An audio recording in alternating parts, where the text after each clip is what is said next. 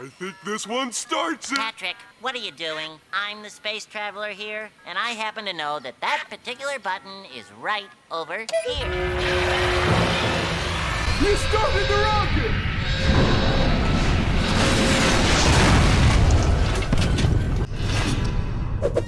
Welcome to this episode of Grant Guy Reviews, and I have with me again today, who is this? Jory, please introduce yourself. Jory Hutta, Fallout player for many a year. Guys, you may remember Jory if you saw our Starfield review, in which we played through all of Starfield together. It was incredible. What a great game. Guys, Jory and I highly recommend that you 100% put millions of hours into Starfield if you so choose to.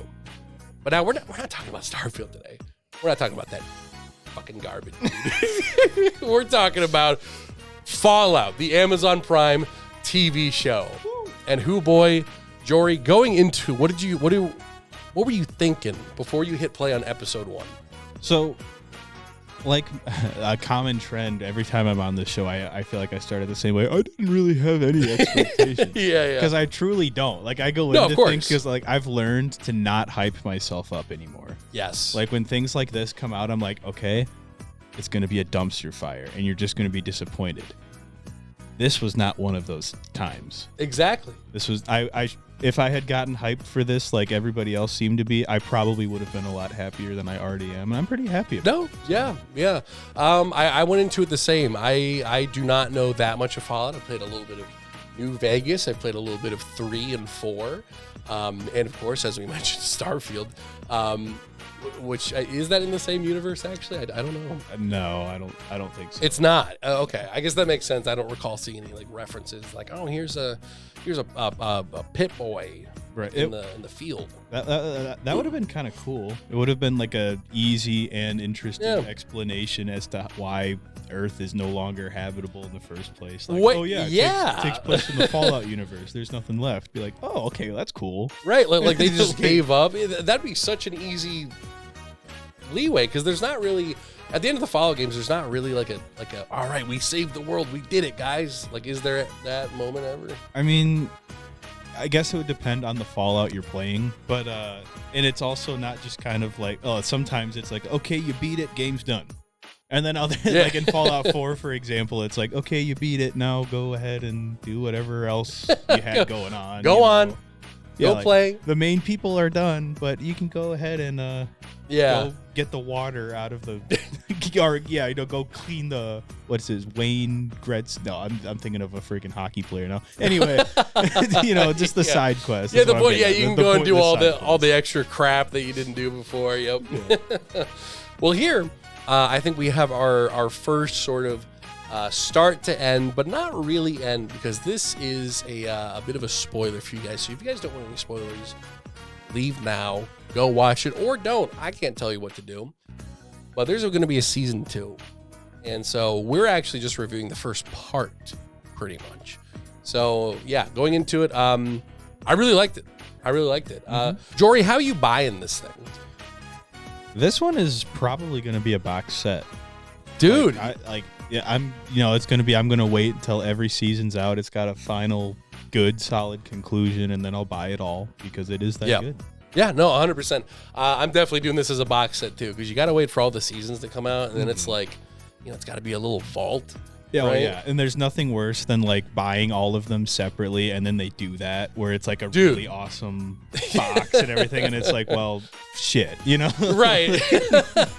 Dude, that's exactly. I know we talked about this a little bit last time. That's kind of like my Marvel collection that I have, because it was like after Endgame came out, they came out with this beautiful, like every movie that's ever been released so far, like badass box set. And I'm looking at my shelf, and it's like DVD, Blu-ray, 4K, one steelbook, DVD. Yeah, looks like a cityscape. Yeah. It's like, son of a bitch, or whatever. Let's just jump into it. So we start off in Vault 33, and Jory, kind of get us started. What do we see first in this vault? Let's see. You're gonna have to walk with me here in the memory lane because this is a long show, by the way. Yeah. This was like 8 hours. Yeah, each episode's an hour. So Yep, and yep. and it's one of those things where it's like you watch one and you're like, oh, I need one more, and then like half an hour into it, you're like, oh god, I really underestimated how how long this was. But it's worth it every time. You still stay through the whole thing.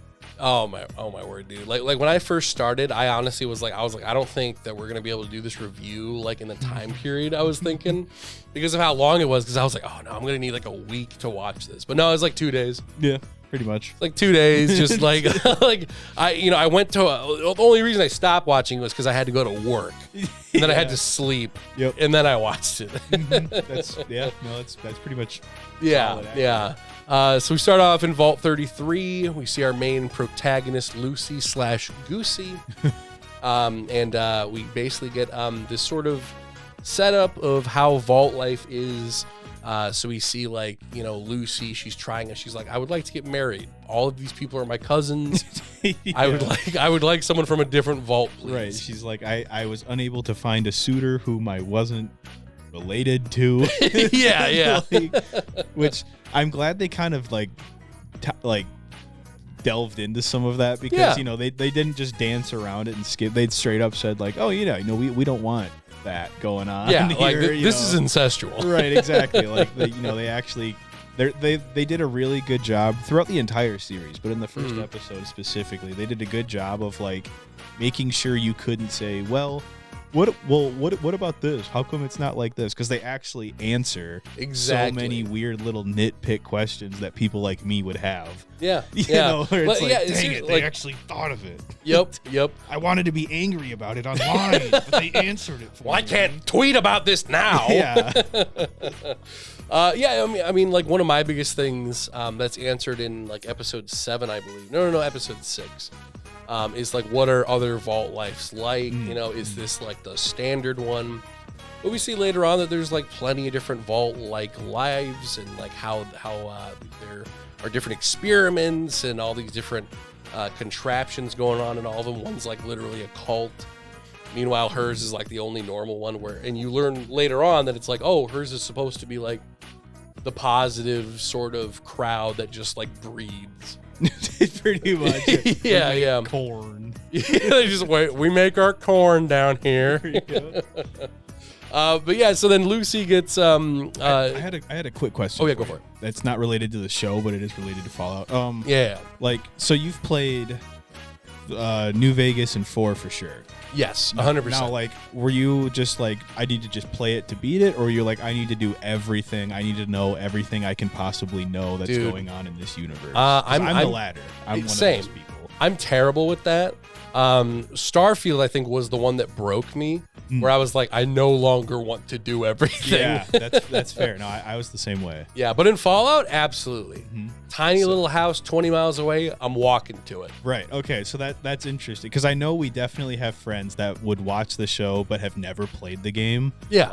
So it's like, I was going to say, like, depending on how much you know about it, how much you've played, what you thought of it going into it from that mindset. But it sounds like we're in the same boat again. So. Yeah, definitely. Gotcha. I mean, in that regard, I think there is a lot of attention to detail that fans will be like, yo, I recognize that. And a lot of it's like really like tiny details. Yeah. Details that aren't important, but it's really nice to see them there. Exactly.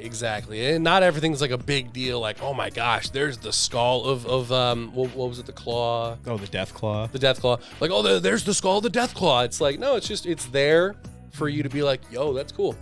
Exactly. It just doesn't pander to it. But I also think that, like our friends that like haven't experienced Fallout, I think that they will still have a lot to enjoy from the story. It's definitely a show that you could, obviously playing the games will help a lot, but if you have never even seen a Fallout game before, you could still enjoy the show very easily. Exactly. Kind of similar actually to the, did you ever watch the live action One Piece? Yes, I did. Oh, we watched it together. What? Yes, we did. what am I talking about? I think it's kind of similar to that, where it's like you don't have to know the original source material, but it helps because it kind of gives you a little bit of that insider information for it. But yeah, going back to the story, so we have Vault 33. Lucy's getting married off. Vault 32 and 33 are coming together for a big ass celebration. Well, that I feel like that's a big thing to mention first. Is it's like instead of just one vault, just randomly smack dab in the random spot on the map, it's 3 vaults that are connected. Yeah, like in a triangular tunnel system. And that's not normal, right? I can't think of any other situations where that's happened. Where that like was the case. Right. Yeah. So yeah, vaults 31, 32, and 33. Yeah, they all have their little triangle formation. And right now we're just learning about Vault 32. And these guys immediately, they open up the gate and they're all like messy looking. They're all dirty. But it doesn't really seem all that off at first. And this is probably leading to one of like what I think is like top 3 scenes in the whole show. When they fuck. I like that first episode does a great job of showing you how like the whole, like after something pretty graphic happens, in multiple different graphic things happen throughout that episode. But like each time you're like, oh, okay. Yeah, I see what I'm in for now. You know, like it doesn't pull any punches, and it shows you that in the first episode. Yeah, honestly, I think Amazon Prime is like one of my new favorite streaming platforms, just because they do not pull punches. Like The Boys, Invincible, just balls to the wall. You know, not holding anything back. You will see dismemberment. Yes, you will also see ass. I think you see a dude's ass twice. Oh no, and during the cult scene, everyone. Oh yeah, yep. Yeah, there is that. We're getting ahead of ourselves here. Yeah, we're getting ahead of ourselves. But yeah, so we do have we get the big reveal that the people from Vault 32 actually weren't from Vault 32. They are raiders coming into the vault. Oh, yikes! And so we have this all-out war, but it's revealed in the coolest way. Like, so after Lucy is done doing the do with her new husband. Which the whole time, like, it makes total sense once the reveal happens. But the whole time, the husband's, like, really avoidant. You know what I mean? Like, the whole time, she's just like, well, you know, we're married now. And he's just like, yep. Like, I guess so. Yeah, and it's just kind of, like, really awkward. But you're like, okay, maybe that's just the setup. You know, maybe he'll go through a character arc. Well, he did a very quick character arc. Because he literally, the first thing he does, because he walks up to the curtain, like wipes his dick on the curtain, and then he goes over to the sink, gets a big ass bowl or whatever, and just starts just gurgling water. And then at this point, she's like, so then she gets out her pit boy. Like, this man is Imagine Dragons' #1 song of the late 2010s, Radioactive. So let's just say this isn't going to end well. And then he's like, I'm going to tell you that shit based up with the head. And then immediately shit just goes balls to the wall. Waking up. Dude, they should have played. Why didn't they play that song at all during the whole show? Because it would have been way too on the nose, and it would have made me hate it. I'm so glad they didn't. True. Wait, every song in the show's by Fall Out Boy. I couldn't tell you any other Fall Out Boy songs. I don't know so either. Just everyone is Radioactive. Right. Wake up. It's the only song we bought. Yeah, it's like we spent so much money on all the gore and all the people. It's like we only had money for one Fall Out Boy song, so Radioactive it is. Oh man, that's the name of the little guy, right? Fallout Boy. You know, the Fallout Boy. Oh man. Jory, take me through this incredible scene. What did you think about this first like epic gore fest? Because it goes really from like, I'd say like 10 to like 100 really quick. Yeah, no, for sure. Like as soon as Lucy finds out that her now husband is a raider, you know, they immediately start tussling. Yep. She gets a knife. Like a big knife into the side. She's like clawing at him, hitting him with things, and he gets like part of his face torn off. It's like, Yeah. okay. Like, Because she like smashes a bottle at one point, just kind of like and then just chunks it, just takes a chunk of his face off. good old portable mouth. Yeah. Like a bit largemouth bass just hanging out. But Yeah, holy cow. so it's like, okay, that was kind of gross. Yeah. And then she like Little runs nasty. she like runs away, and it's like this.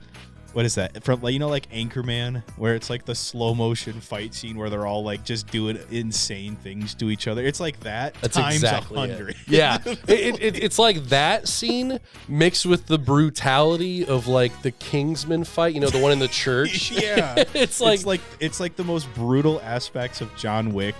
yes. Like like everything from like someone getting like a knife's on the ground, they just kind of like chunk their head into it. a fork to the eyeball. Yeah, fork to the eyeball, just a head getting cut off. The one that will always stick with me just because of how innovative it was. Yes. Applaud was where the raider, takes like, say this is a great big machine gun barrel. He like Yep. puts it in the mouth of the vault dweller. Yep.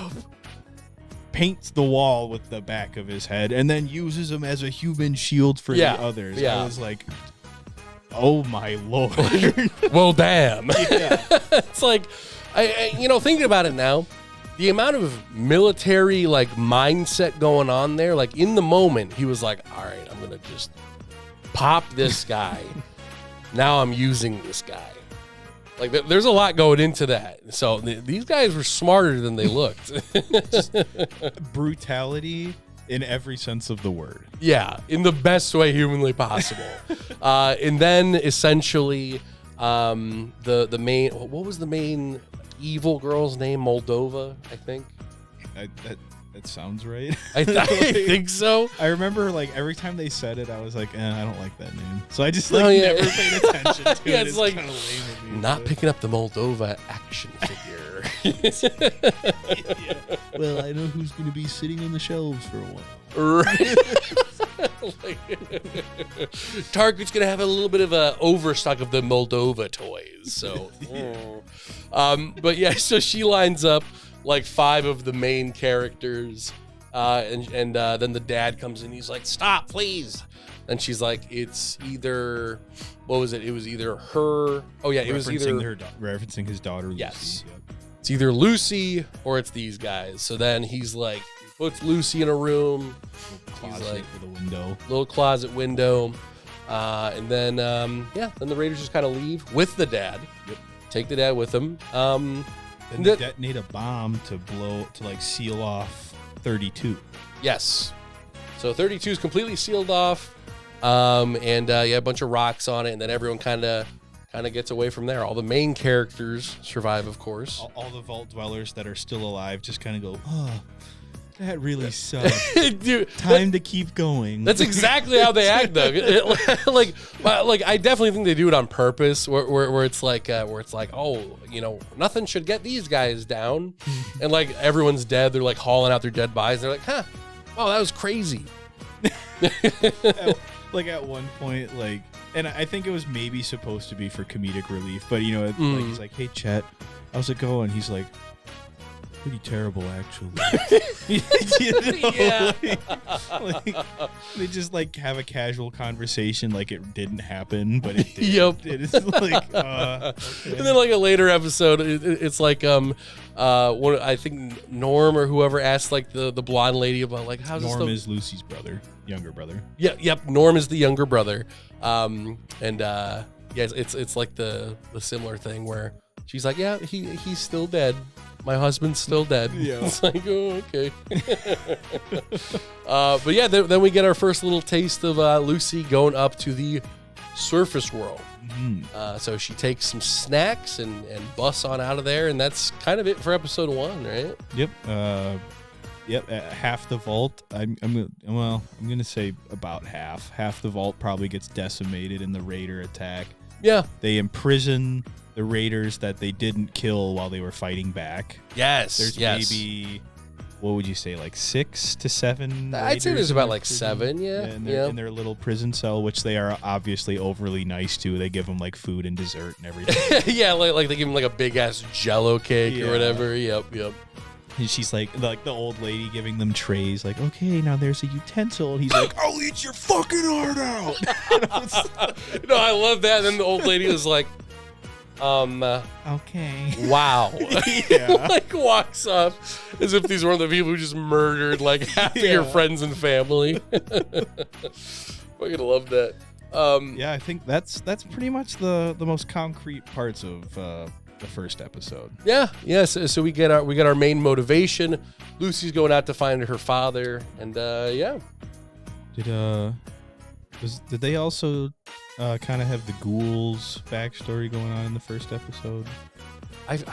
Probably. Yes, they did. Yes. Because the first episode, you actually see all the bombs fall. Oh, yes. Which is a major point. I can't believe I didn't think to mention earlier. You actually see all the bombs fall. It's not just 1 or 2 big ones. It's like probably like there's like 20 different bombs going off. There's like this random little girl's birthday party. Yep, you see this scene where they're it's way zoomed out, and one of the main characters is running on a horse of all things, riding on a horse, and you see boom, boom, boom, just after another, probably 8 to 10 bombs going off just in the first scene. Yeah.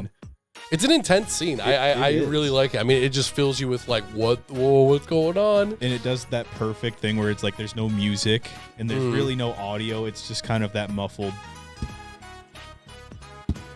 Yep. And you can see like the sound waves slowly get closer and closer until it like breaks the glass. Super cool. It's a good scene. Yeah. Only thing I think would have made it a little bit better is if while he's riding away on the horse, they were playing Radioactive as dude, yes. Dude, if only. That song by Vault Boy. By the Vault Boy. Oh yeah, and speaking of Vault Boy, we do get our first little thing with the thumbs up, where it's like, if you put your thumb up, and if it's bigger than your thumb, don't bother running away. If it's smaller, then you run for the hills. Mm-hmm. Yeah, so I thought that was pretty cool. Is that in the games too? I forget.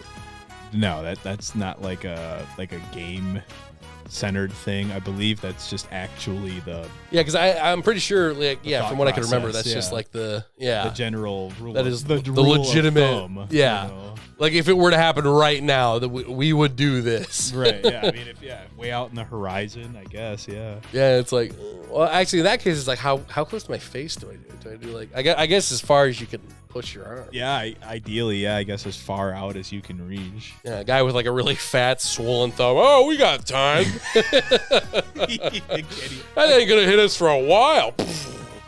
Look in the wrong direction. Yeah, it's like nothing over there. Oh man, but yeah, then we get introduced to our other main characters. So we have Maxima. What'd you think of Maxima?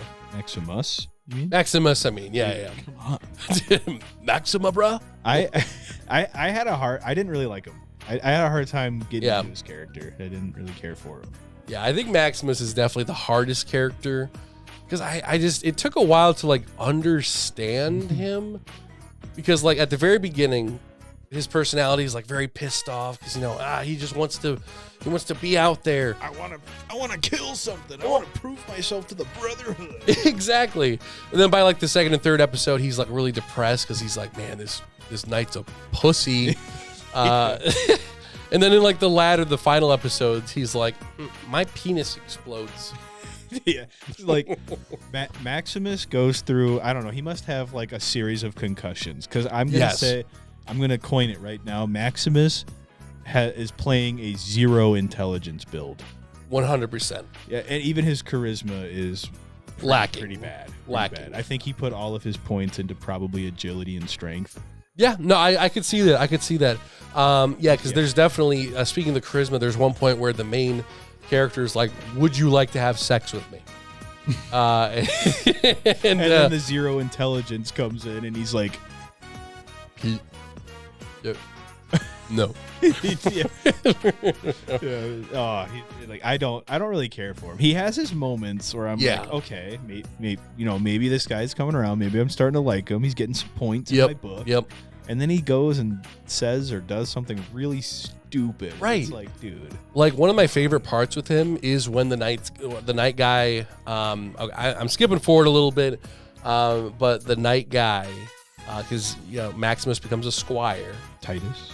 So Titus the knight, he's like dying because he was being a pussy. Right. He got smacked up pretty good by Yeah. Yao Guai. Yep. He was clawing at him, smacking him, and he's bleeding. And Maximus, he has the stim, and he's like, I could heal him, but he doesn't say a word. He just kind of like sits there, just stares at him. Well, and the whole time Knight Titus is being like, "You stupid son of a bitch." Yeah, they're gonna hang you for this, buddy. This is all your fucking fault. You're so fucking stupid. Yeah, And yeah. just over and over for like 5 minutes, just telling him how effing stupid he is. Exactly. They're gonna kill you for this. You stupid dumb bitch. Yeah, like literally. Yeah, and then he dies, and I thought that's probably my favorite part with him, where he's just it's just no words from him. It's just quiet. Or I mean, does he say anything? I don't remember him saying anything. Titus? No, Maximus. Oh, Maximus? When he's just like staring at him, like watching him die. I know he says like something along the lines of like, Why aren't you using that fucking stim pack? and he's like, "You don't deserve that armor." No, and that's stuff right. like that. And That's he's right. like- and he goes, "Huh? And you do?" And that's when he tells him, they're gonna kill you for this and all this stuff, because he figures out that Maximus is just gonna take the armor. Yeah. Shiest him over a little bit. Yep. But rewinding a little bit, let's go to the beginning of the story. So we have Maximus. He's kind of being bullied. Everyone's kind of beating him up a bit. Then we see he's on, like, I think, janitorial duty. There's, like, a bunch of tires with, like, a toilet seat on it. Yeah, he was on latrine duty. Yeah. If you see what I did there, latrine duty. Anyway. Wow, that's taking me too long. So he's on latrine duty, and then he gets really pissed off. He like smacks the toilet all up. And then the next morning, they wake up, and one of his buddies turns out they're going to be a squire. Maximus is a little pissed off. You son of a freaking bitch. And then the said person wakes up the next morning with like the most gruesome scene. Like I've heard in like military where it's like, oh, someone will like break their leg because they want to get out of service, so they're like dishonorably discharged or whatever. But they didn't do that.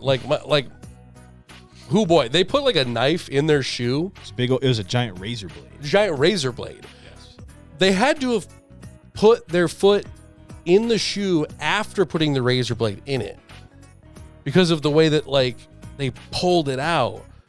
Because I feel like it did too much damage for it to just be from pulling up. Yeah, well, yeah, if it was in there, there's no way you could put your whole foot in there not knowing you just, like, there's a razor blade. Right. in your boot. Exactly. Which is a good point because, like, the whole time, because, like, the audience as well as the characters are like, who did it? How did this happen? Who done it? Yeah. You know what I mean? So even I'm like, well, what the heck? We're led to right. believe Like, what's going on? We're led to believe that out of jealousy, Maximus stuck a razor blade. Yeah, like even though he's like a main character, I genuinely believe. I was like, yeah, he probably did it. And her friend, like the friend of this character whom this is happening Yeah, to. yeah, I think exactly. her name is Dane. Dane or Dune? Maybe it's Dane. I'm thinking of the movie Dune. I think it's Dane. Not sure on that, but either way. Yeah. It was established that they're like the only friends each other has, or something of that nature. Yeah. They're like the only buddies. So she puts her foot in the shoe. I mean, it has to have. So then it's. But yeah, I guess I didn't really think of that until later on. So I guess it's not really a plot hole for that moment. Or it's not even a plot hole because it is. She does reveal later on that it's like, oh yeah, I did that. So that way I didn't have to go out there. Into the but I'm wilds, like hot damn. Because I guess they have those like stem things. Mm-hmm. So it's like if she broke her foot, it would have still been like, we'll just use a stem thing and it'll fix it. Right. And yeah, it was a pretty gruesome injury. Like she has to slowly take the boot and the sock off, and her leg and foot are all torn up, and it's in graphic detail. And you know what? This actually isn't the only moment that we get taking sock off of broken foot and the broken foot dangles. To my knowledge, in the first season, you see at least 3 people's feet get obliterated. Absolutely. in various ways. Yeah. All of which are different, but 3 feet Yeah. get absolutely obliterated. Yep, exactly. You see all of them. Like they must have had like they must have like accidentally ordered like extra feet props. Or like they're like, well, damn, we got to use them for something. If I'm not mistaken, it's the same foot on all. It's 3 different characters. But Yeah. it's the same foot on all 3 of them. Probably. Coincidentally. Probably. Actually, this is a good time to bring this up. What did you think of all like the different gore? Like, did you think that it looked pretty like realistic? There were like maybe 1 or 2 moments where I was like, that looks kind of rubbery. What were those moments? Honestly, I thought everything looked pretty solid. Dang, really? The only one at the top of my head is like when the guy's face was slashed. There was maybe it's because I like in my house I sit like super close to my TV at my desk, so I could see like the stuff was kind of jiggling, which I guess it would normally too, but I don't know. I've never witnessed an injury that gruesome to know, but I would hope not. Maybe it did look pretty rough. I guess maybe I was just too distracted by other things. Maybe I was also kind of like, ooh, I don't want to look directly at that. Maybe, right. I don't Which, know. I mean, is the intended effect. So naturally, they're probably hoping that like, okay, they're probably not going to be like, which by default, I kind of look for that stuff. So that is kind of my thing on for special effects like that. But it does look incredibly good. So yeah, there weren't really any that I thought looked bad. Just 1 or 2 where I was like, it's a little bit more noticeable, I think. Going back, I kind of branching off of that, but going back to the 3 separate feet that get obliterated, all of those looked really good. All of those looked disgusting. Dude. Like, oh my gosh. Like I don't know what they used for like the blood for like the dripping effect, but like when she was taking off the shoe and it was just like blood was like some of it was staying on the shoe, some of it was like dripping off the leg. Like, dude, I wouldn't be surprised if they had to do like 50 takes of that just to get it like one perfect shot. I wouldn't be surprised if there was like one guy in like the special effects department that probably had like 50 different pictures of actual nasty injury. Oh, yeah. So he could just like perfectly, because I mean it looked that good. Like, oh my gosh, yeah. If I was like a 90-year-old person and I thought that was the news, I'd be like, Oh my God, war is insane. It's like that one. Have you seen that one video where some guy is showing his grandma like GTA? Yeah, she's like, oh my goodness. oh God. He can't be driving that fast. But yeah, no, all the gore, it just looks incredible. Like even like the parts where, oh my gosh, yeah, where I forget whose head. Oh, when Maximus gets it back in the night outfit when he was going like shopping for a new part, and he like there's like a bandit trying to like get into it to like steal parts. A group of hoodlums. Yeah. And then Maximus eventually gets his arm like in it while they're beating him up, and he takes the knight arm and just like kind of like gently touches the guy's head, and then just like cracks it. Yeah, like an egg. And you like see his face kind of get more red, and then you see his eyes like, oh, dude. Oh like, yeah. I was like, oh, like that. You it was obviously CG, right? But it right. looked so insane. Good, so good. I need to know the budget for this film. I'm gonna put it up right here. I need to know the budget because this like there were all looks so good. Like all the per sets episode or like per the whole season. Probably per episode, because I would bet some episodes cost a little bit more, because like there were some sets that looked just like magnificent, like all the different ones, like even if it was just the Malgova or whatever her freaking name is, like her fortress or whatever, all the beaten up cars lying around. Like, I don't know, it just looks really cool. It'd be fun to like walk around and like, check out the sets for myself. Yeah, there was a lot of like the scenery and the sets and stuff. It did really look like a 200-year abandoned, destroyed America. It was pretty cool. Yeah.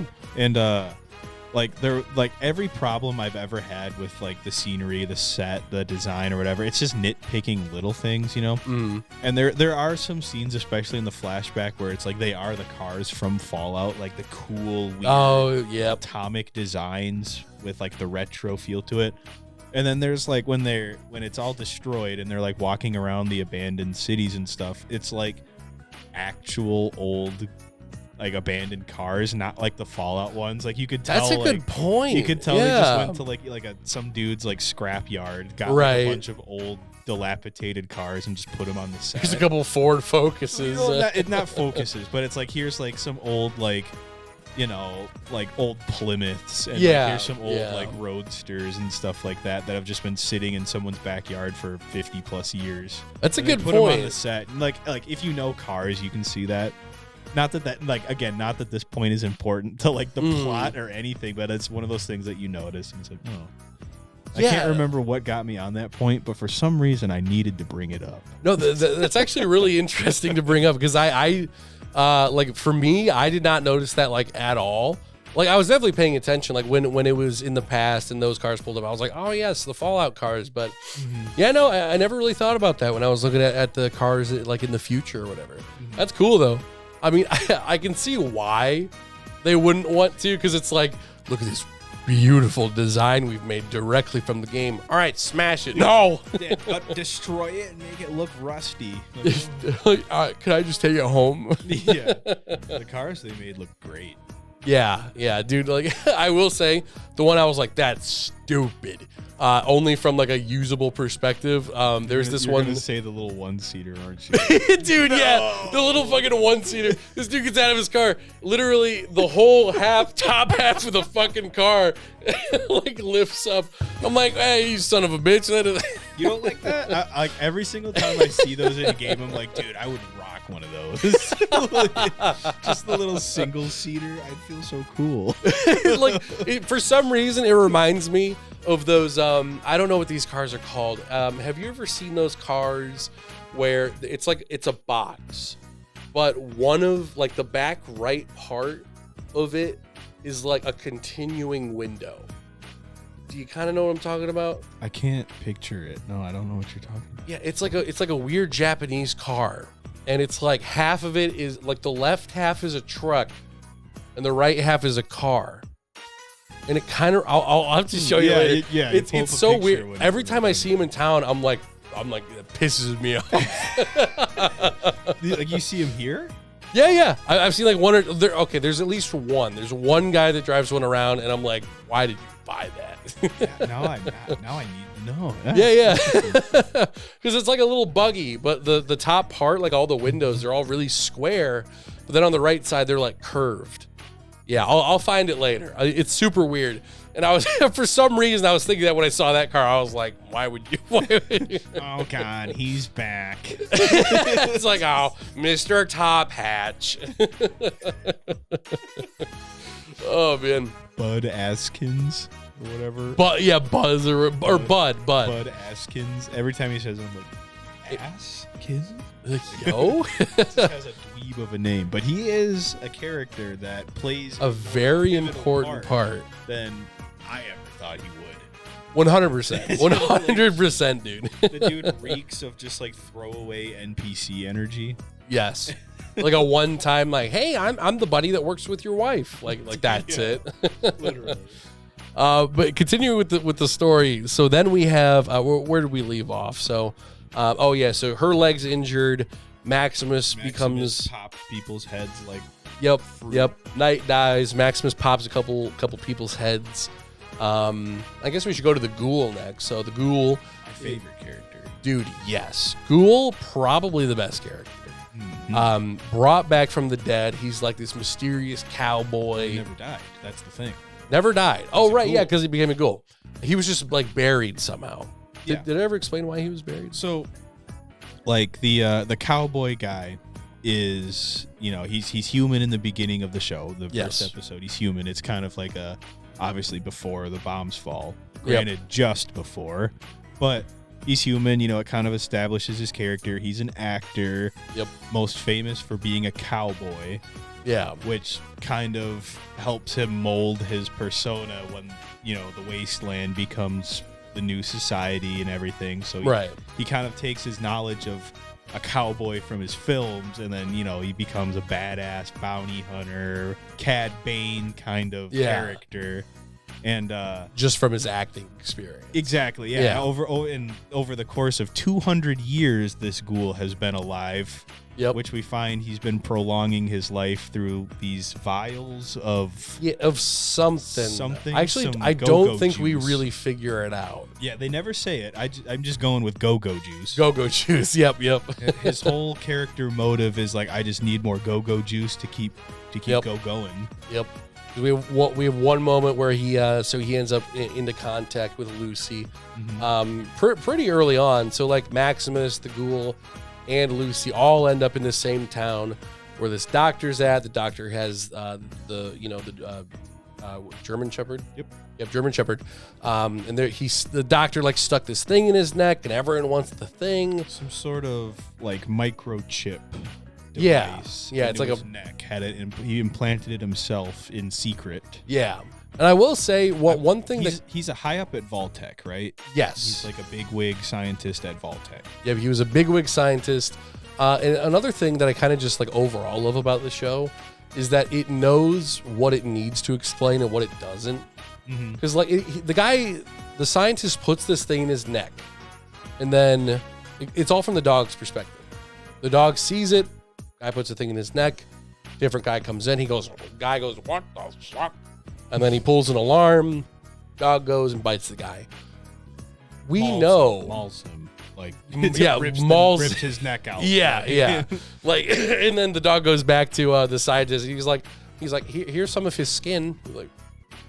He's just like bleeding all over. Like, oh, thanks. But I just really like how they didn't have to explain it. Like the scientist didn't have to go, yes, I have to put this in my neck to save this, what exactly this is, and I have to bring this here and here. Like, because we don't need to know that. Because we understand that while just seeing it, because it doesn't have to be explained. Right. And I really like stuff like that. And it's like, even if they don't explain it, but you just kind of trust that it's going to become pivotal eventually. Yeah. And it does. You know, they do a great job of eventually kind of. They don't fully explain what he's for, why. Exactly. But it's important. All they ever say, the furthest they say is it'll change the world, you know, it'll save humanity. That's about as far as they explain it. Yeah. And they just do it in such a super creative way. Intentionally vague. Yeah, intentionally vague. That's the perfect way to describing it. Because like when they're in the town in Philly and they're like fighting over him, all they really say is that they need the scientist. Because for the most part, only like one of them knows that it's the artifact that they need. Everyone else is like, oh, we just need the guy. Right. And then we slowly find out later in the other episodes, oh, it's actually the artifact. And so that way when the guy cut off his head, it's like, oh, he wasn't just an idiot. He was saying like, okay, this thing is right here. Right. I feel like that's probably something, like when you mentioned artifact, it made me think that's probably something we should talk about, is why all three of these characters seem to be needing this old scientist guy, but for three completely different reasons. Yeah. Like, obviously, this higher up in Vault-Tec does the thing to his neck. He's very important now to the people who know he's important. Lucy needs him as like a bargaining device to get her kidnapped father back from Moldova. Yep.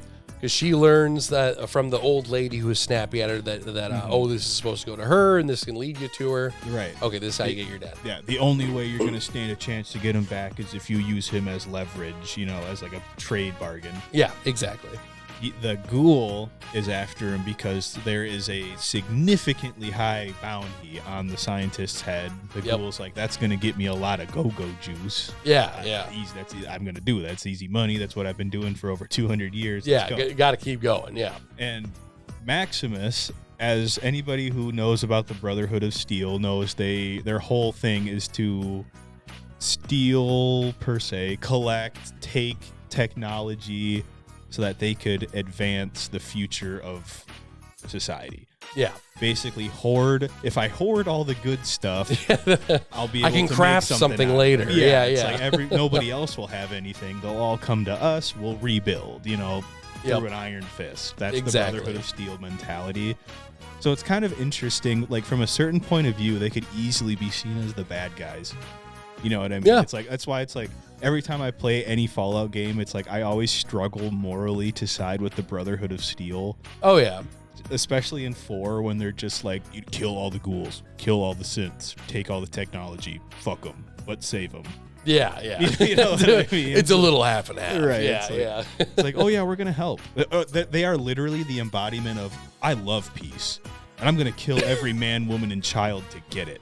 You know, like they're the embodiment of that. That is the perfect way to describe it. Yeah. Yeah, they are peacemaker in a militant force. Yeah. I definitely thought the Brotherhood was probably my favorite like faction of everything in the show. I just thought it was in the show. interesting. I thought you were going to say like overall in all of Fallout. I was no, like, oh, like okay, I see.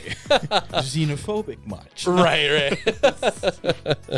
No, I did just in the show per se because I just love the whole like how it's like it's half army, but it's like has like almost a religious aspect to it. Mm-hmm. You know, the clerics. Yeah, clerics, and they're like branded before they go out to be squires and all that. They have like literal like religious chanting while like ceremonies are going on and stuff. Exactly. So I just found it really interesting, and again, it's that a show don't tell. Like they don't need to explain like this is the Brotherhood. Years ago we formed the Brotherhood. Yeah. No, it's they just, don't need years ago the Fire Nation attacked. They don't need Right. like a moment like that. Exactly. And that's what I hate about a lot of shows nowadays is that it starts off with like a big ass exposition dump, and it's like here's everything you need to know.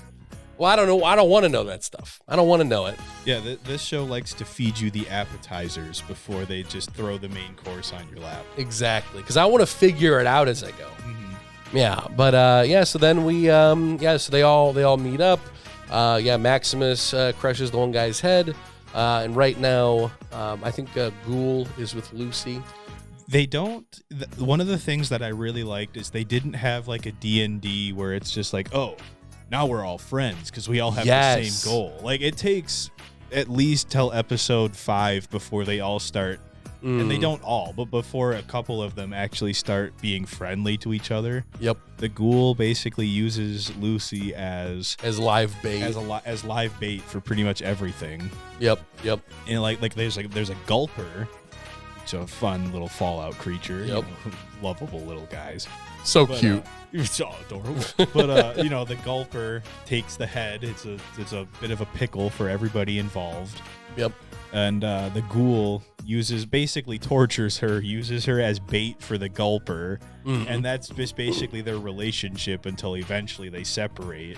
Yeah. Part ways with each other. And like another one of the coolest scenes. Well, not cool. I just love it. It's a fun scene because basically Ghoul takes Lucy to this like supermarket, the Super Duper Mart, and he's like, I give you one female for some go-go juice. 1 month's supply of go-go 1 month's supply of go-go juice.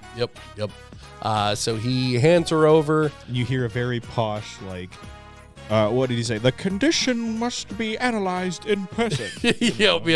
Yeah, because the Ghoul like cut off her finger. Yep. They so traded. They finger for a finger while they were tussling. Yep, exactly. And then he's like, well, she's near mint condition. Yep. And then she gets brought in, and then they fix her up, and then he's like, I'm going to harvest your organs. Well, who fixes her up? Snip, a Mr. Classic. Handy robot, which I was very happy to see. I was like, yep. When I saw the Mr. Handy, I was impressed with it, visually speaking. Yeah, it looked really good. It looked good. Honestly, it was kind of hard to tell at times if it was like CGI, if it was like a real thing. Practical effects. Yeah, like practical effects, because like there were a few scenes where like they were kind of like tussling with it, and I was like, that's an actual like thing that they're pushing. Yeah. Either that or they're god tier actors, and they were like, I know exactly where to cup my hands and both, honestly. Right. I mean, like easily. But yeah, and then we get these two like junkies that are like sitting on a couch, and they're like, yeah, we got 60 go-go juices here, or a month's supply of go-go juices. They like look in their little tote chest. They're like, yeah, we could do that. Yeah. And like just stoners, basically. like, it's so funny how it's like, who are all the factions who have survived the apocalypse? We got, the rebels. We got the Brotherhood. and a couple stoners. It's like, cool. There you go. But they are running an organ harvesting facility. Yep. And they've got a bunch of ghouls, like in the like the freezer section of a grocery store. Well, if you take all the shelves and all the groceries out, they've got like one ghoul in each of the doors locked in there for like a prison cell. So guys, next time you're your local Dollar General, feel free to actually do this. Go ahead and take out all the food and take a picture of yourself in the fridge once you've taken out all the shelves. Say hashtag ghoul life. Prisoner. Ghoul life. You know, hashtag ghoul prisoner. Yep. You will not get kicked out. Yeah, they'll actually applaud you. But yeah, so then we have we learn a little bit more about the ghouls here and how they work and how there's sort of a transition between like ow it hurts, ow, to then we get like, oh, now they're like full on animal mode. Yeah, you've got like they basically have, and I'm gonna say every ghoul's probably different, but I'm gonna say you have like 100+ years of just being really ugly and everybody hating you because of it. Mm-hmm. And then afterwards, it's like you just go full Walking Dead zombie mode. Yeah, that's pretty much what it is. That's about your whole existence as a ghoul. Yeah. But you had to live for a while. Yeah, which is what they talked about earlier in the movie. Is like, what if we could live forever? Our lives are our problem. It's time. So it's kind of an interesting little thing there. It's like, oh, the solution is being a ghoul. Of course, they don't think of it like that at the time. But dude, there was one thing. The show tricked me here. Because, there is one ghoul in the fridge that was like, Martha, my name's Martha. Martha, why did you say that? My name's Martha. And then immediately I was like, that's her mom. Oh, okay. I wasn't too far off, turns out. Nope. But not her mom. And then she goes, I'm Martha. And then she goes full on zombie mode and like fucking leaps in the air, does a bit of a dive. We kind of. I was gonna not use these words, but I think I'm going to now. Oh, yo. Lucy is kind of a Mary Sue. Yeah. But I'm kind Turn it off. I'm okay with it in this case. Yeah. She's not an annoying one. Like, because obviously she has the whole like plot armor that's thicker than 100%. Thicker 100%. Than power armor. But I think the most she gets hurt is like her finger gets cut off. Well, and she gets stabbed. She does. She like, does. She gets thrown around. She gets beat pretty good, but at the end of the episode, she's always fine. Yeah, which is okay. But it seems like every character is kind of like that. So it's not like it's out of place for her. But anyway, she has her moment where she's like, I can only do good. I'm a lawful good person, essentially. Not her words, but I'm right. Essentially what she means. Right. And it's like, so she's only ever going to do the right thing. So she kills the two stoner people. Yep. She frees all the ghouls, including the feral ones, because she doesn't really know what a feral ghoul is. Well, then she just kind of doesn't listen to them because she's like, I said release all of them. They're like, well, actually, but lady, those ones aren't. And she's like, all of them. So she's like, okay. Yeah. And then the feral ghouls technically killed them, but I mean, it is her fault. Oh, 100%. Yeah. So if this was a public trial, she would be found guilty. Yeah. She single-handedly takes on Snip Snip, the Mr. Handy that's trying to harvest her organs. She single-handedly takes him down and commandeers him in a way to like hack him and use him as a weapon. Yeah. So so she frees all the ghouls. The two people are dead, and then she like leaves the super duper the badass she is with all the got some new gear and files. Everything. Yeah. Yep. Like drops it at because we haven't mentioned this, but the ghoul has some sort of like asthma issue of some kind. There's actually, I think like all of the medicine in the show is used via an inhaler. With the exception of stim packs, yes. At least that we've seen. Yep. Because even we'll see later on that the news squire, his foot is like fucked up, so they put that juice in like an inhaler too. Which I have to only infer that it's the same juice that. Oh no, it is. So I guess by default this one has to be like inhaled. Which, if you're familiar with Jet, the chem in Fallout, that's an inhaler too. It's literally just Brahmin dung. Yeah, in an yeah. inhaler. So it's like, I'm sure it's the same thing. We still don't know what the go-go juice is technically. Yes. But As of the end of the season, we are still yet to figure that out. So a couple times throughout the episodes, the ghoul's kind of going around doing his thing like a badass, and he has those. He has like a coughing fit. Yeah, He yeah. collapses to the ground a couple times. Yeah. Well, he's like on the ground, like face down in the He's dirt, like basically. drooling on Yeah. the ground, like, ooh. And Lucy, our Mary Sue, she comes out with all the go-go juice, drops it, and she's like, this was the right thing to do, and then she just leaves him. Yeah, well, the exact quote is golden rule, motherfucker. Yeah, there you go. Exactly. She's always talking about the golden rule. Do unto yeah. others as you would want done to yourself. Yeah, which is definitely her theme for this one. And I think her character arc is breaking away from that I feel like to an extent. yeah, the world around her is definitely doing its hardest to show her like, Yeah. fuck your golden rule. You know what I mean? Yeah, Like, exactly. people aren't nice anymore. Yeah. They make her do some pretty terrible things. Yeah, 100%. Yeah, like there's the one moment where so the ghoul takes Lucy to like this other dying ghoul, or the ghoul's about to like transform into like the big bad ghoul. I think his name was Roger. Yeah, Roger, something like that. Because he's like they overhear him doing the whole like, my name is Roger or whatever that. Yep. He's like trying to keep it in his head that he's still there. Yeah, exactly. And yeah, as he's like about to transform, Ghoul just kind of like shoots him. Mm-hmm. And then he's like, I'm not going to be the only one to make ass jerky. And she's like, okay. Makes her cut up his body to make food out of it. Yep. Sometimes you gotta eat a man. Yeah. Greatest quote ever. I'm putting that on my car. Sometimes a man's gotta eat a man. Yeah, so then we have Lucy is now going off on her own. Where's the head at this point? So Lucy and Ghoul did not get the head. They failed at that. Is it in the first or the second episode that it is actually now just a head? Yeah. We haven't mentioned that yet. Oh no, that's right. Yeah, in the second episode, it's a head because that's where the whole Philly fight takes place. Okay, yep. And then we should mention that like right afterwards. So the old Vault Tech German-looking scientist, and you'll understand what I mean when you actually see it. You'll be like, oh yeah, he looks like an old German scientist. But like I swear I've seen him in an Indiana Jones film before. yeah, exactly. And he is the second character to have a gnarly foot injury, and by that I mean it is completely shot off by the ghoul. It's just a bloody stump from that point. Yeah. And so they hustle him back into the shop where the mean shopkeep lady was, and she literally like very crudely attaches a giant like 50s robot leg to like his stump. Right.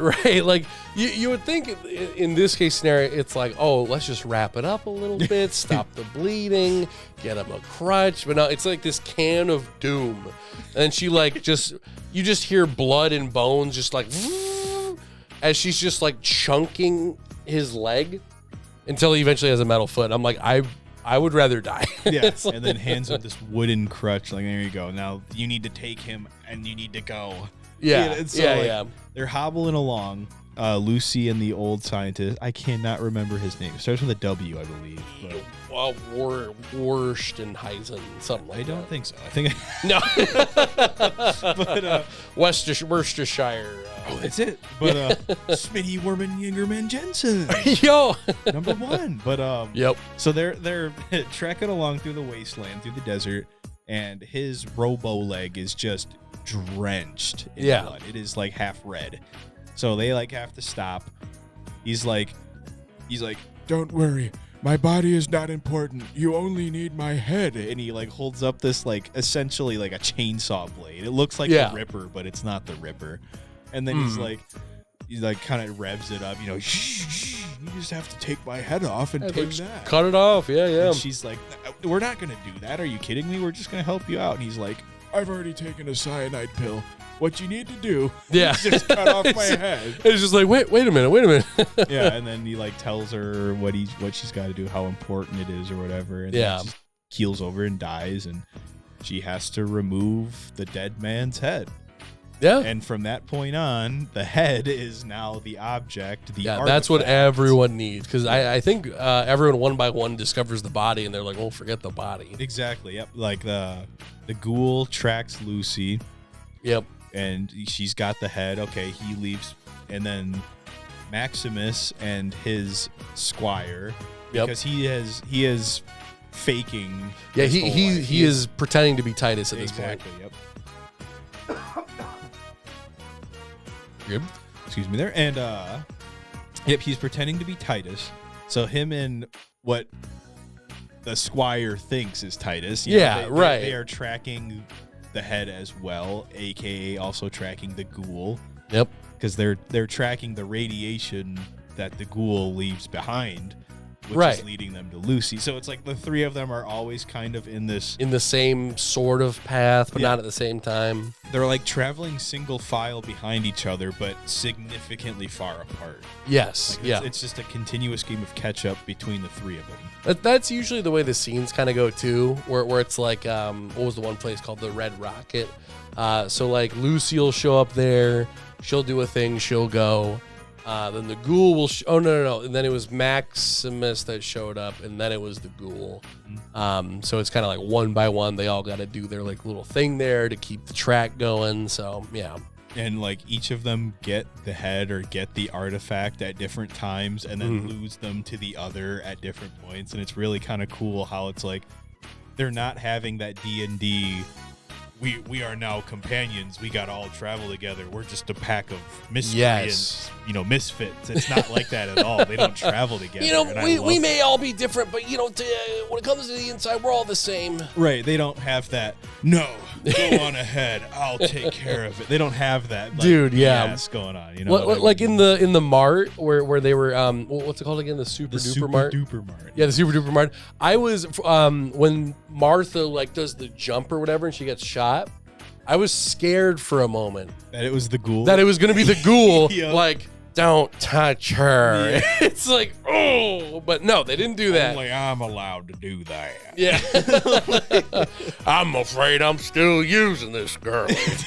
Yeah, exactly. Like, no. Yeah, they're more enemies with each other the entire time than friends. Yeah, literally up until the very final minute of the final episode are they like, okay, we'll team up. It took the entire season for them to finally see eye to eye enough to like want to and have enough reason to form a party going, you know what I mean? Exactly. Anyone who's played Fallout long enough knows that Vault Tech are some real shady bastards. Yeah. It's nothing should be taken at face value with anything associated with Vault Tech. So that was my big, thing itching on my mind was like, okay, what's going on with these guys? Right. So like Vault 33, everything looks way too peachy, way too nice. I'm like, okay, there's got to be something sinister going on, that nobody here knows about. Yep. And then it's kind of revealed to be that's the case. With the three vaults being, they're all connected, and there's a reason for them being connected. Obviously, one of them has to be superior in some way. Yeah. One of them has to be more important, more pivotal to the system than the other two. Yep. One of them has to be just basically fodder. One of them is basically cattle, which 33 is that's essentially their whole thing. Yeah, they're literally meant to be happy people that make babies. Yep, that their whole purpose is to be happy and breed. Yeah. And yep, at 32, mm-hmm. when we finally see what the interior of 32 looks like, because when Norm is talking to the prisoners in Vault 33, he's like, bitching and moaning to the raiders. He's like, yeah, and that's why you killed all the innocent people in 32. And he goes to slide the little door, and the raider catches it, and he's like, he goes, I don't know what they were doing in 32, but it was anything but innocent. Dude, and yeah. So it's like, okay, here comes the nasty side of Vault Tech, Yep, and then when you finally see what's going on in 32, it's kind of an eye-opening experience. What did you think about that? I think it's super cool. One thing, actually, kind of going back to the Raiders real quick, I kind of wish So like we get to the main villain girl's map. Oh, I was thinking of her name. I kept thinking Max Mofo. It's like, So Max Mofo. so Max Mofo's lair, she has all of her minions and stuff, and they don't seem like all that dumb. But like, I feel like there's almost too much of a separation between the ones that were in Vault 33 that went to like go, kill them and all that, versus the ones that like kind of were left behind. I don't know. Like I just thought they were a little bit like too wild. Where it does a great job of setting up what the outside world is like. Yeah. But I almost thought I was like, there's just too much of a difference. Yeah, no, that's a great point. Like when you meet up again with Max Mofo's militant force, they're more like guerrilla rebels. Yeah. Versus like when you first meet them, when they like slaughter Vault 33, they're like Viking barbarians. I'm gonna eat your arm off. Yeah, like I'm gonna eat your fucking heart out. You know what I mean? Yeah. Like they're not like that when you see them again. Right. It's like, is it just these guys? Like what did she just bring these type of people or something? I don't know. I don't know. It's like she had it. Like at the end of the movie, they were like NCR soldiers. Like literal rebel soldiers, like fighting against. Like they had tactics and everything. They were jumping up on the power armor. Here's the weak spot. Yeah, and then again, and then like we were saying in the first episode, when you see them, they're literal just. They're like monsters. Yeah, I have a fork and it's going into your body. Yeah. So there's just such a stark difference between the two. I'm kind of, I guess it is a nitpick. It doesn't need to be explained, but it would be kind of nice if maybe there was like oh, I have a couple divisions. This one's the fucking crazies.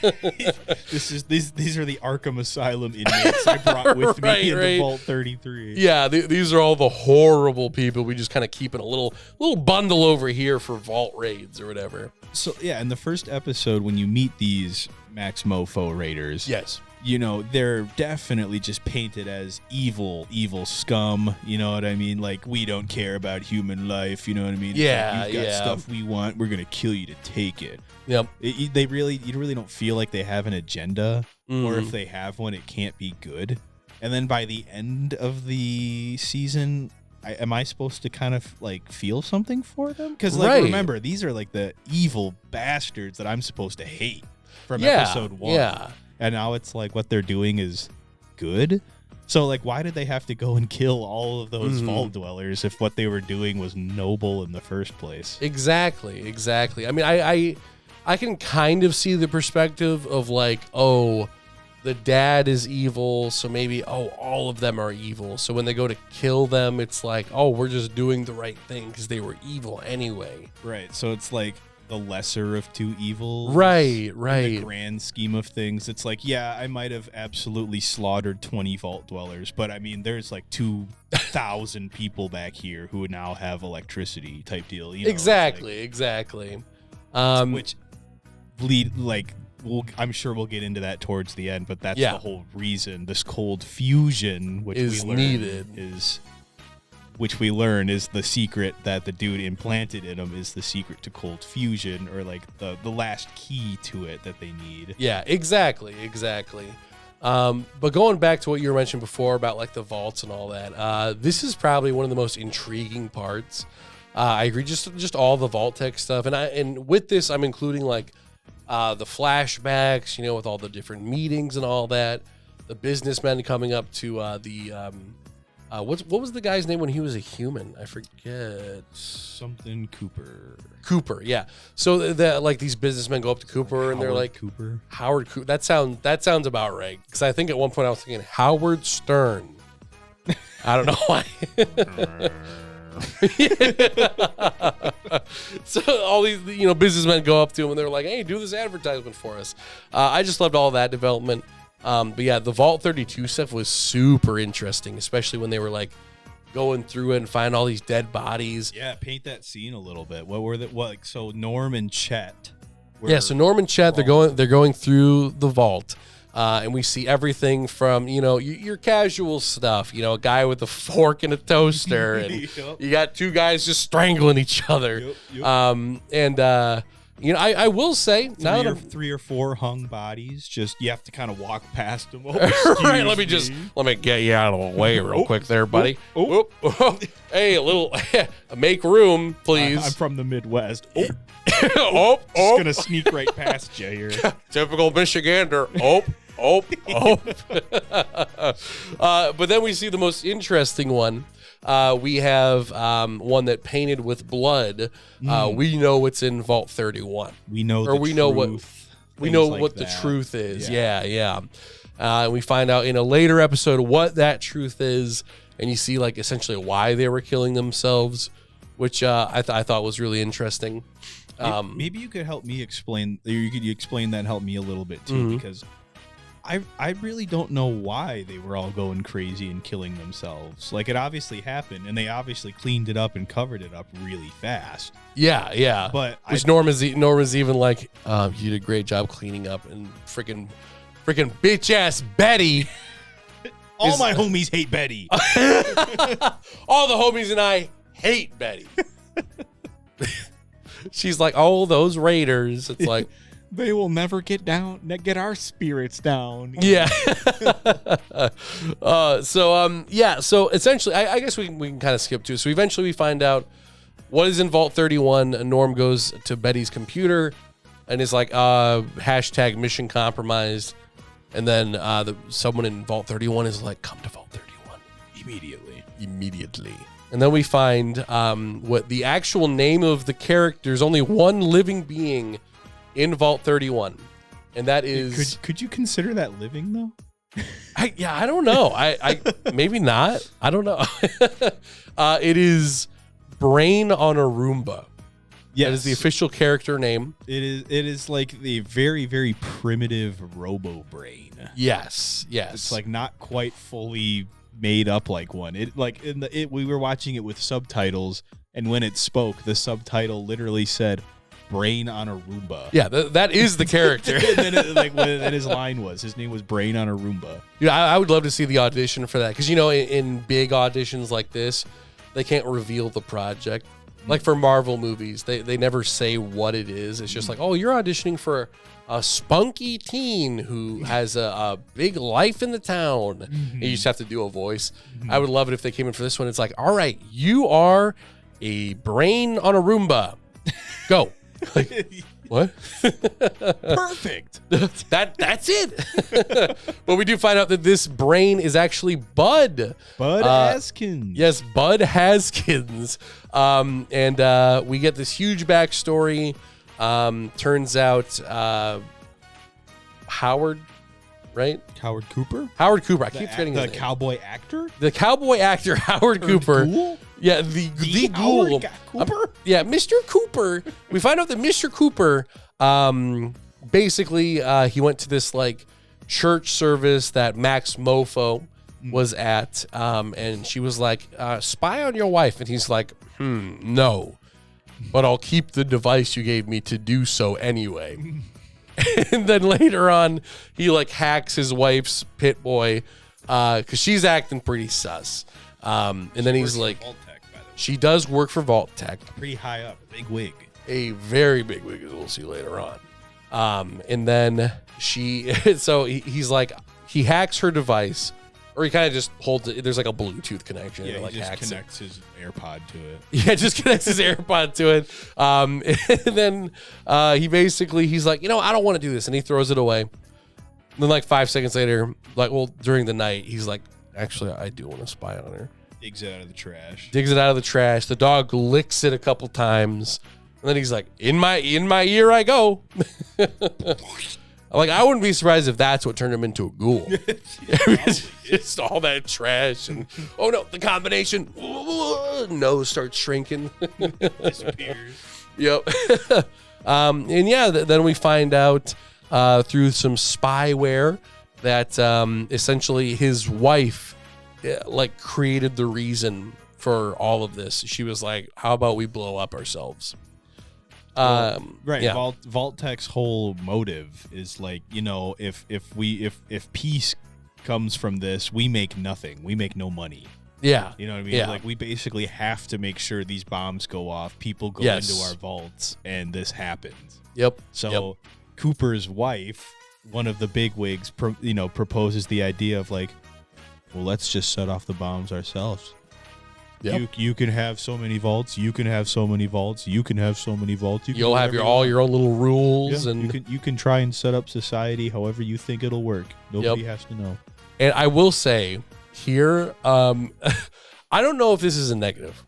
I don't know if it's a negative.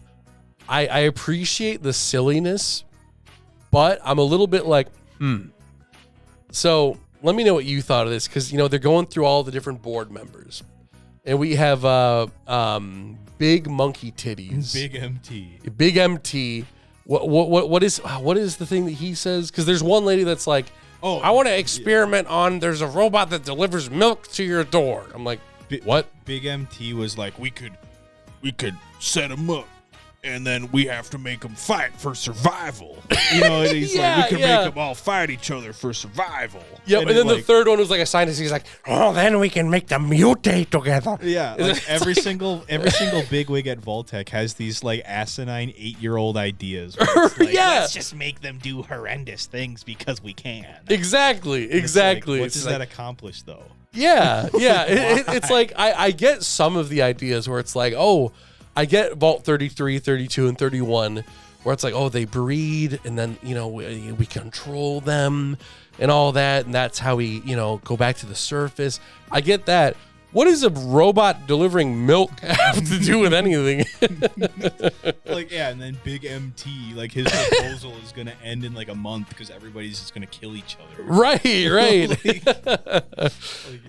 I don't get where some of their ideas came from. So much time and money is like wasted there. But at the same time, I guess it's like, 90% of the population's going to die. What else are we going to do? Yeah, I guess with that perspective, where it's like, well, they're going to, we're fucked anyway. It's like, it's like, well, let's kill each other. I'm going to do my weird rich people stuff anyway. So. Yeah. So we have that, and then we get the big reveal that Buds essentially is taking the brains of essentially every living being, every important Vault-Tec member, and puts them in a robot. So we see all these different capsules in Vault 31, and each one of them has the name of a bigwig. That's how I understood it. I don't think he puts them into robots. I think Bud is the only robot. I think each of those are like, I don't know if they're like clones. Well, one was like, definitely the dad. Okay, because it did zoom in on a name tag, and it was like, oh, that's the McLean. Right, but was it open or was he in there? Now that I don't think he was in there. I think it was just a blank tube. Because if I looked at it right, they looked like it was like cryogenic chambers. So yes, I'm thinking, that's what I was thinking. I'm thinking all of those are overseers. Like it's all predetermined. Because when like Norm was going through the computers and he saw that Betty was already the overseer for Vault 33 like years before she actually was. Like it was already predetermined. Yeah, because on the computers it said like 100 some odd years or something like that. Yeah, like 2 years before she was ever even up for election or whatever. She was already like approved. Yeah. So it's like I'm thinking all of those people in those chambers are just the overseers that are like, because like when things look glum, Vote 31. Yep. So I'm thinking they just like kind of like, oh, Norm's done or whatever, insert name here. Oh, he's old, he's dead, he's done. Just put in another one. Go unthaw Jerry. And then like Jerry gets unthawed, and all of a sudden he gets integrated into the other vaults, and they're like, we love Jerry. Let's make him our overseer. Yeah. And so that way, like Bud in 31 has always got he's always like the king on the chessboard, so to speak. Yeah, and like one thing that I really liked about it, and that I almost wish that they delved into a little bit more, is that they mentioned obviously through breeding, we're controlling this population of this vault. All three of them. And basically like we're in control of almost kind of like, not their brains, but essentially like the way that they think. Oh yeah, is because of how the vault is set up. Yeah, when your free will is like basically wrangled to a circle like this, Yeah. you basically have Yeah. control. You know what I mean? It's like their free will isn't really free will. Exactly. I was almost really hoping for a moment where Norm like finds stuff out, and like this is such a specific reference. Do you remember in the first SpongeBob movie when Squidward goes up to Plankton? He's like, "I know what you've been doing," and then Plankton presses a button, and all of a sudden it goes like dark green. All the buckets go on their head, and they're like, "Get Squidward." I was almost thinking it was going to do that. Plankton. All hail Betty. All hail Betty. Meow, Betty. Meow, Betty. Gary. Get Norm. I was thinking it was gonna go that way. It's fine that it didn't, but I was like, oh, it's gonna happen. It's gonna happen. They're all gonna get Vault 33 bucket helmets. Dude, what if that's like the finale for like Fallout? The TV series is coming to an end. It's like season 3. And it's like just an exact copy of like the SpongeBob movie. We gotta go to. It's like Shell City, but the S fell off the sign. Hell City. Hell City. Norm has to stay behind in Vault 33. And He's frozen in ice. Yep. Oh man. But yeah. So yeah. Then we have that. That's pretty much. The ghoul takes off his hat. Bald. Bald. My eyes. I lost my go-go juice in Hell City. You have to get it back. I'm David Hasselhoff. Yep. David Hasselhoff in the new season of Fallout. He's a ghoul too. Yeah. Yo, guys, if you want to see a preview for later Fallout seasons, just watch the first SpongeBob movie. It's all in there. Oh, man. But, yeah, so that's about it for all the vault stuff, right? I mean, I guess we should mention that the inmates, they died. Oh, yes. Because of the Jello cake. Mysteriously poisoned. Yeah, rat poison. Yeah. And I do love how, so obviously I think we can agree that, you know, I'm thinking about this now. Yeah. Initially, I thought Norm poisoned all those prisoners. I don't think he did. No, I was thinking Betty did. I think Betty did. Yeah. I think that bitch Betty did. That dumb bitch. Fuck Betty. Son of a bitch, Betty. But I just love how like her perspective is like, all right, they're poisoned. Get that bitch secretary now. Get her now. And it just shows her like being carried away in the background. I'm like, I wouldn't do such a thing. Why did I know? It's just like no evidence needed. It's just like, yeah, this bitch got the Jello cake in her fridge. Yeah. Yep. Actually, wait a minute. That would be a very good point as to her not poisoning. Because if it was poisoned, why would she eat it? She's also running a zero intelligence build. Very true. I think everyone here is.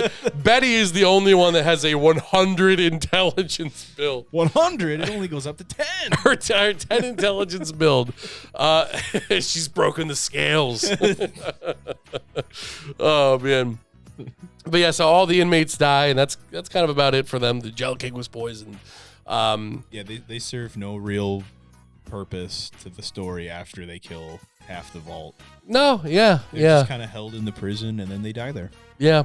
So I don't know. I was just kind of hoping that like, woohoo. I was just kind of hoping that they would have done a little bit more with that, where it's like maybe at the beginning there's like, oh, one of them's a little smart or something. But I don't know. Maybe that makes it too complicated. But it's fine the way it is. I feel like then you kind of cross into like that. They might be shoehorning in another main character. Oh, that's true. And That's true. nobody likes that. Yeah.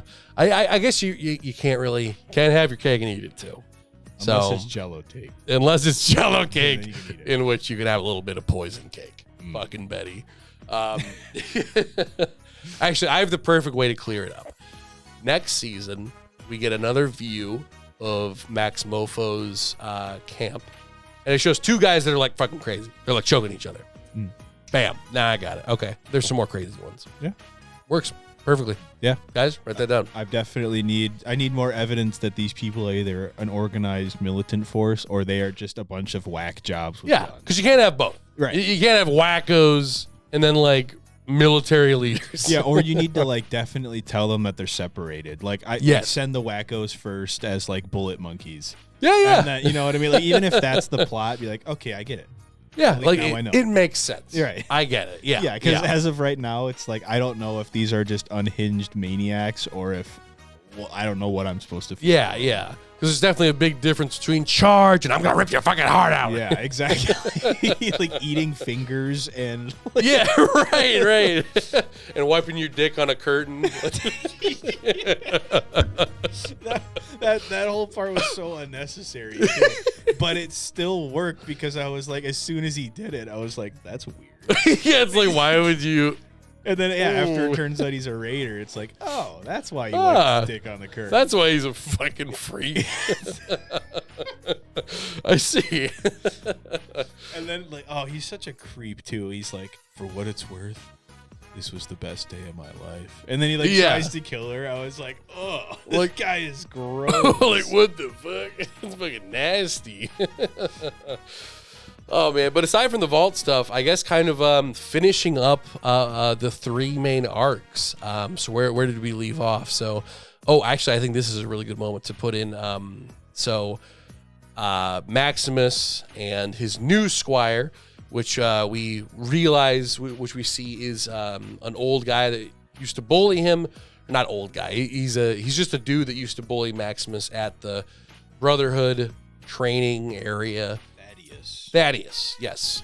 And then they're having some cheers. They're having some a good old party time. And dude, can you brand me? Yeah, Brand me, bro. Bro, please brand me. He's like, okay. And then he brands him. And then only after branding him, Maximus is like, Thaddeus, I got something to tell you, man. And then he flicks off the face mask. And then bam, there he is. Turns out Black? he's like, wait a minute. And then Maximus is like, I didn't die. Maximus is a compulsive liar. He's he cannot. He could have he could have told the truth here, and I think it would have been understandable. Like Maximus could have easily been like, look, Titus, he was a pussy. He was running away. He got beat up a little bit, and he died. I could have saved him, but he died. Right?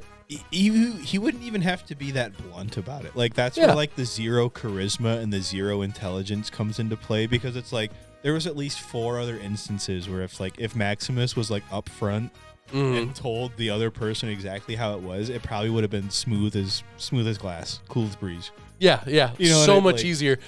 But like, this is probably one of the funniest like stupid people moments ever, because like, so he tells him he's like actually, yeah. He reveals all that information, and literally Thaddeus is like he has a troubled expression for like 2 seconds. He's like, oh. And then Maximus is like, oh, I gotta fucking kill you now. I should have never trusted you. Yeah, it's like, Jesus, give him a second, man. Let him comprehend what you just told him. It's like, give him a moment to collect his thoughts. Like, this is his whole life. Like, this is everything he's ever known. You've been lying to him for the past, 1 or 2 days, and you just reveal it to him, and he's like, all right, you don't immediately agree with me. Okay, I'm going to fucking kill you now. Yeah. He's always, he has that face on, too, just that deadpan, I'm going to kill you now. Should have never trusted you. We're one Wait, Maximus, no! So then Maximus just rams this guy's foot. Oh, yeah, just curb stomps the fuck out of his foot. Yeah, it's like, oh, man, you don't believe me, huh? Boom! Just smashes his foot in. Like, which that's holy the cow. third big foot injury. Yep, that's the third one. Our third and I think final one. So far. So his foot's like fucked up. Then Thaddeus does a little maneuver behind him, takes out his what's it called? Something Fusion core. fusion core. Uses a special little like key looking thing to just like Yep, take it out. unplugs them real fast. Yeah, he takes out his Buzz Lightyear AA batteries Yeah. and kind of ducks out of there. Buzz. They should have done that where Thaddeus on the back of him, pressing him, like, smack, Buzz, Lightyear to the Bud, Askins. Bud Askins to the rescue. So then he takes the core and he's like, I got the fucking head now, fuck you. And then he like runs The off. whole time Maximus is like, get me back here. Yeah. Michael, don't leave me. Michael, please don't leave me here. Michael. That's exactly what it is. Thaddeus, don't leave me in here. I'm gonna fucking kill you, Thaddeus. Yeah. Giving him more of a reason not to come back and help him. I'm gonna kill you. Please come back. Fuck you. I didn't mean it. I'm sorry. I'm gonna eat your heart out. Maximus is not a very smart guy. And then Zero int. yep. And then we catch up with Lucy.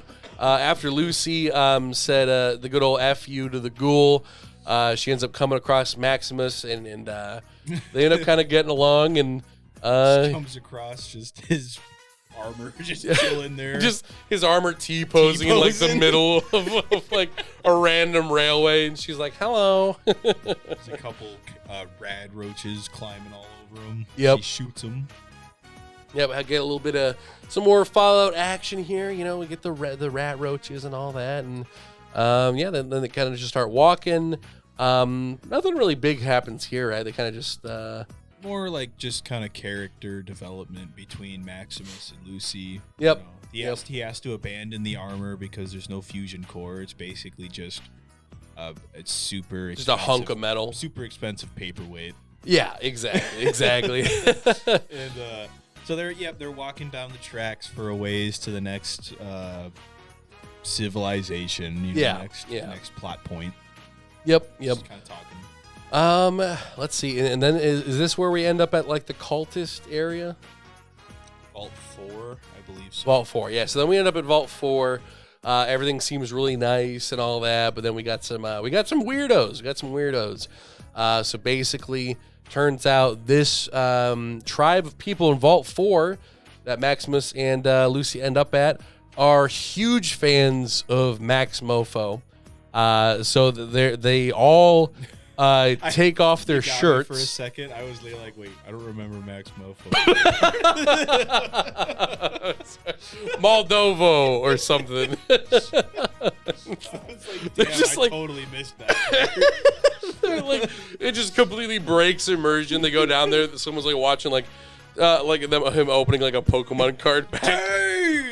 Dude. Fucking Bidoof! Oh, what are you watching? Max Mofo. They're all taking it. Yeah, Because they all like take off like the top half of their vault suits. And you just see all kinds of I couldn't tell. You see all kinds of chests. I gotta be honest. At first, I was like, yes, and then I was like, no. Because there's a lot of titties here, but they're not all equal. For every woman tit, you got a big old gross man hairy tit popping out. The whole time they're just Shoo sha sha sha. Shoo sha sha sha sha. shushing. Oh, Shushing Max Mofo. they're shh. Fucking Bidoof! What the fuck? Screaming. So yeah, then they're all crazy, but Maximus, meanwhile, he's like, warm shower? Yeah.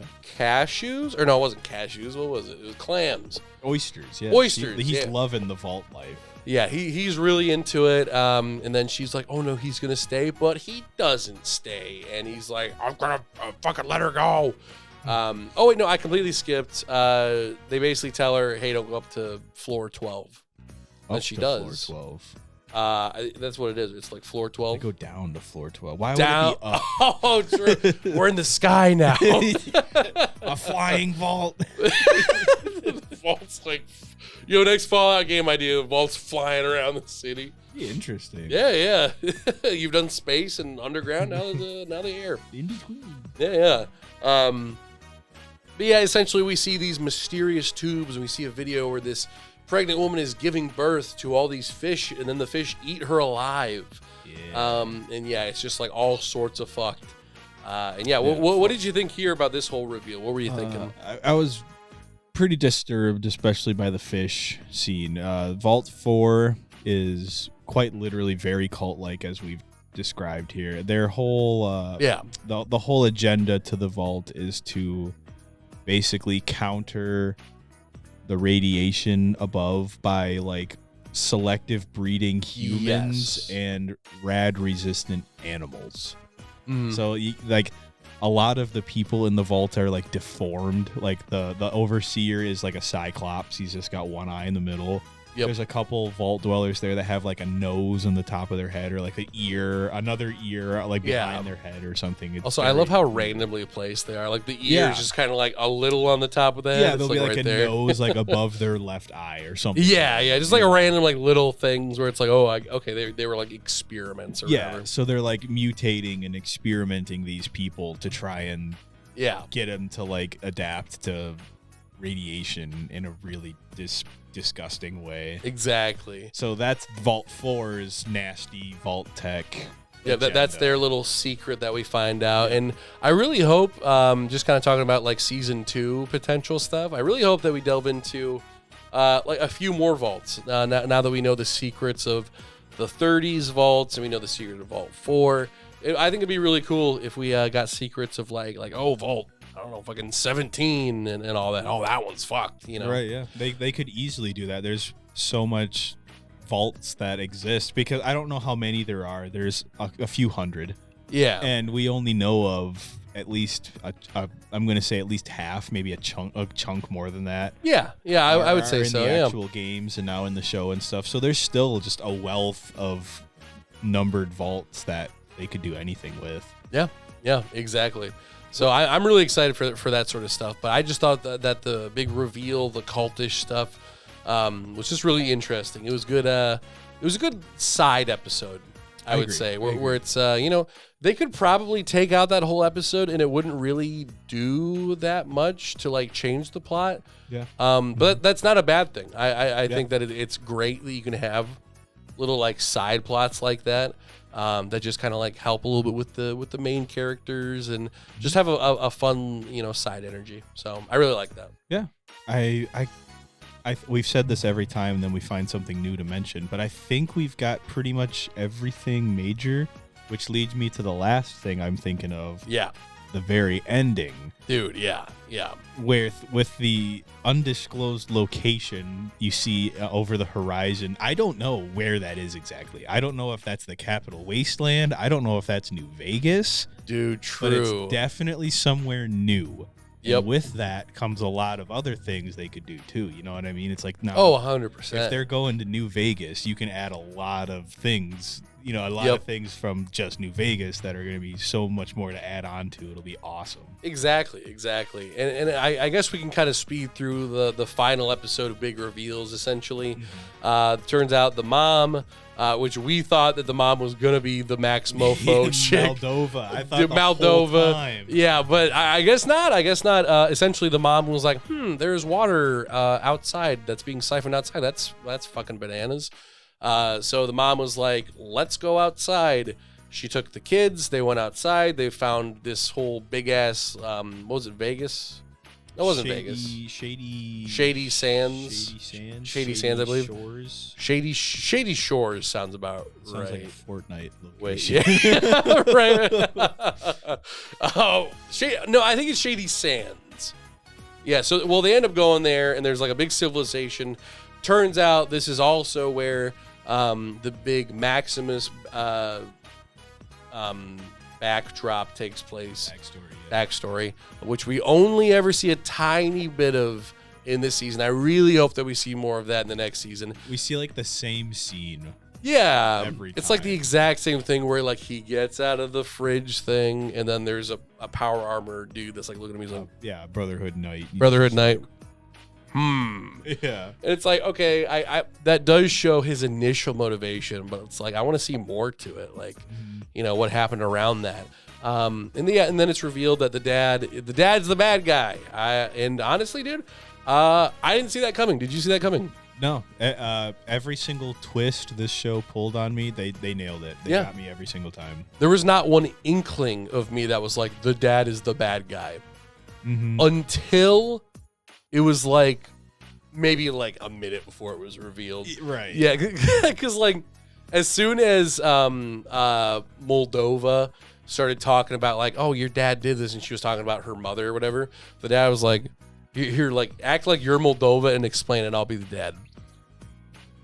So I left your mother left the vault because she found out that Shady Sands, the people finally figured out how to live in society again. Lucy, don't listen to her. They left their vaults and they formed a new... Lucy, tell her to shut the fuck up. We need cold fusion to like bring electricity Shut back. the fuck up. He's not even that aggressive. He's just like, she's lying. Yeah. Don't listen. She's lying. Don't listen to her. Stop listening to her.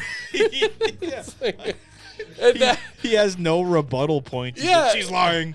She's a bitch. She's a bitch. La, la, la, la, la, la. It's like, oh my! If they wanted to go like full on with it, she's like, and then your mother.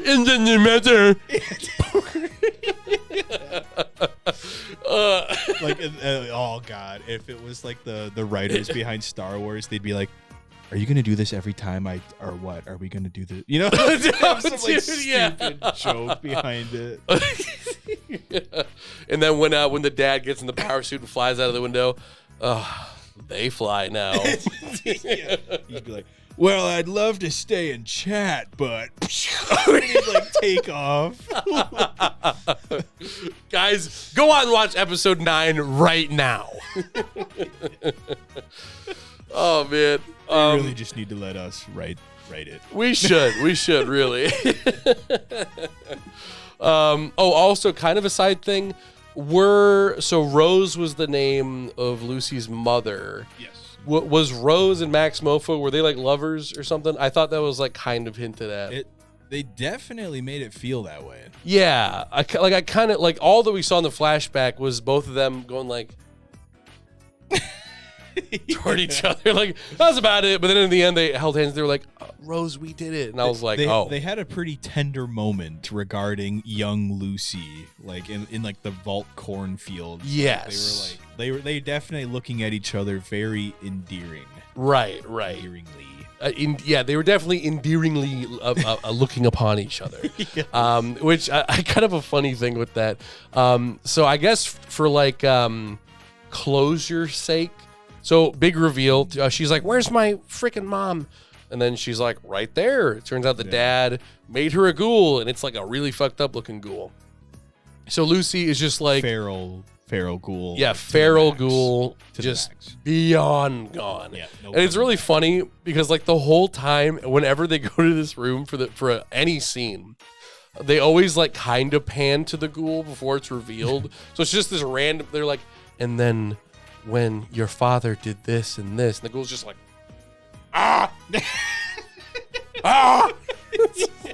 fuck is this guy? Yeah. Who is this dude? Yeah, like, can you shut your little friend up here? Hey, buddy, I'm trying to listen. Not sure what the pet is here, but if he could shut the fuck up.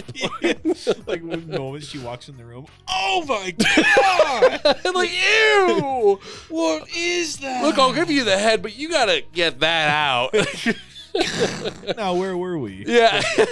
And then when Max Mofo leaves the room, Lucy shoots her old mom in the face. We see some goop dripping out of her head. Some goopy stuff. And then Moldova, Max Mofo, comes back in the room and is like, "Rose, we did it." No reaction to there being now a bullet in this now dead ghoul.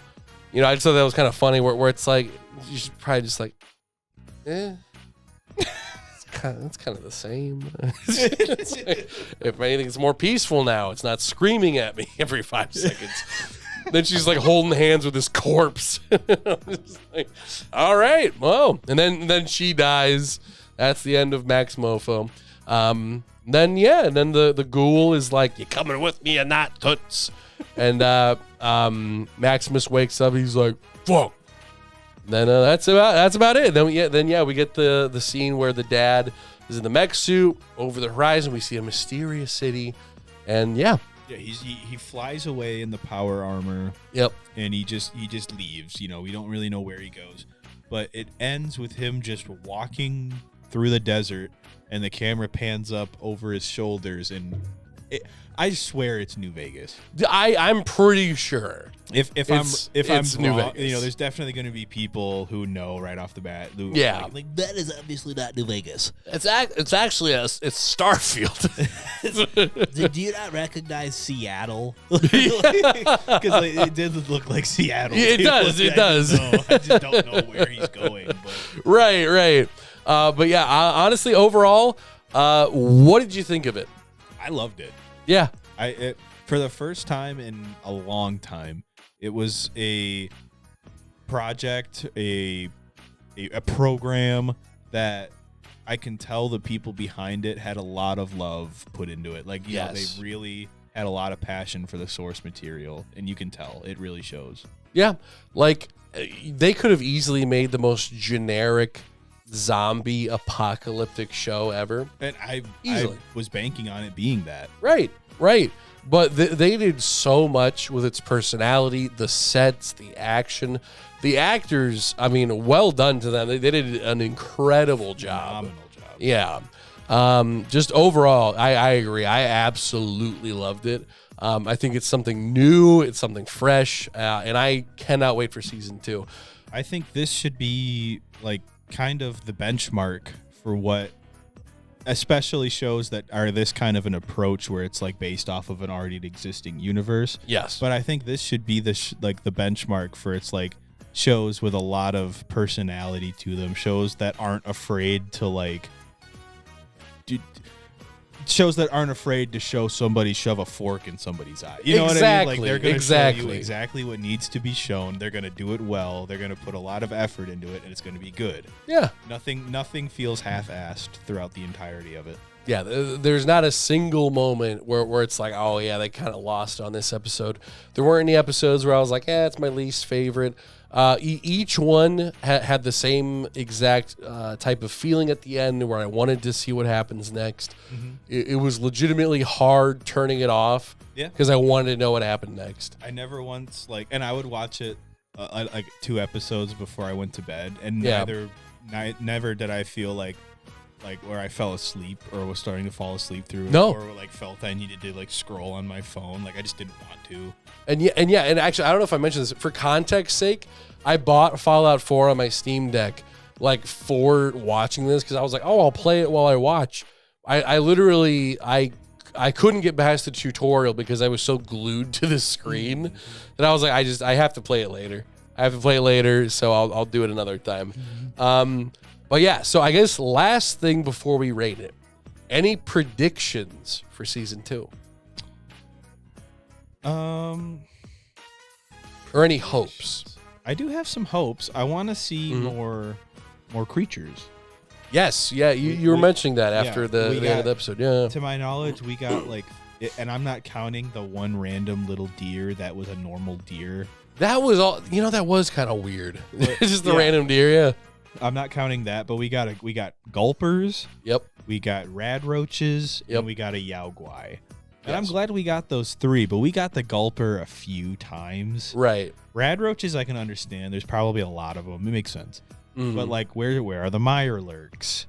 You know what I mean? Yep. Where are the mole rats? Like we were saying, the death claw. We got the skull of the death claw. True. So we know they exist. We know they're probably going to show up eventually. There's probably going to be one episode that's going to be filler where it's like a death claw egg they have to return. Yeah, I could see that. Yeah. I'm calling that right now where it's like, we could sell this death claw egg for a lot of cash. Yep. And then she's going to be like, we can return it to the mother. And they're going to end up doing it. And the death claw mother is going to kill a bunch of enemies for them. Oh, 100%. 100%. Yeah. But yeah, that's my biggest thing is I want to see more creatures. And, Yeah. maybe some like more factions, because they exist. Like, I think this takes place like 15-ish years after the events of Fallout 4. Really? I think. I know it takes place after Fallout, or like during the times at least of Fallout 4, because it's 200 years after the bomb. Oh yeah, definitely. So I want to know if like synths are a thing. Yep. Because that that was a big thing in Boston, at least. That's where Fallout 4 takes place. Yep. So it's like, are synths just kind of a deal there, or are they all over the place? It's like, that's going to be interesting. So I kind of see like how the events of other Fallout games shaped what the series is. Yeah, I agree. I think it'd be really cool to see like oh yeah, this thing happened over here in Boston, and just like little references like that. Right, because like we obviously know the NCR was established, and for a while they went through a lot of shit. So you know what I mean, to maybe see what became of them. If the Enclave has any, if they're still a thing. Yeah. I think stuff like that would be really cool. Even just like different like types and variants of like the power armor would be super cool. Yeah. 'Cause I was kind of surprised that they only used the one. I mean, I think it makes it makes sense, because was this a show original, or was this in? Because I know it kind of looked like the one from 3 a little bit. You mean like the T60? Yeah. Yeah. That's a thing. Yeah. Oh, okay. I forgot which one that was in. Yeah, that's the cover of 3. Yep, that's what I was thinking. But yeah, like I have high hopes for the next season. Mm-hmm. So I'm like super pumped for it. But yeah, aside from that, I don't really have any other predictions. I went into this one knowing absolutely nothing of what was going to happen, and I was pleasantly surprised. So I'm just really hoping for more backstories. I want to know more about what happened with Maximus in the town. I want to know more about Shady Shores, how that fucking blew up, all that stuff. So yeah. So overall, what is your rating for Fallout on Prime? Give me yours first. Yeah. Okay. So I've been thinking about this one for a while, guys. I've been thinking. I'm going to give this a solid 5.5 out of 5. So the highest you can go is 5, but we're breaking the scale today, boys, because this is something incredibly new. It broke any sort of expectations I had for it. I enjoyed every second of it. And yeah, it was just incredibly surprising, and I loved every little bit of it. So so what would you give it? I was gonna give it a 5 out of 5, but I like your 5.5 out of 5 a little Yo. more. I think it's there. Hell yeah. Any final words for the Fallout audience? No, I think. We definitely covered everything. Yeah, I think if you like Fallout in any stretch of the mile, you're gonna like the show. Even if you don't, even if you're like, I'm more of a Walking Dead person, or if you like anything with an apocalypse in it. You're still going to find things you like about it. I have nothing bad to say. Everything that I have ever complained about has been little nitpick things. Yeah, it's all like little tiny things. Yeah. Like little things nobody's going to care about, like that aren't important to the plot. Just things that me personally have to pick on because I'm just weird like that. Yeah, it's just, there's always going to be those little tiny things, but that's about it. So, guys, thank you for watching, Jory. Thank you for coming on and reviewing Fallout on Prime. Guys, definitely go check this one out, and we shall see you on the next review. Bye-bye.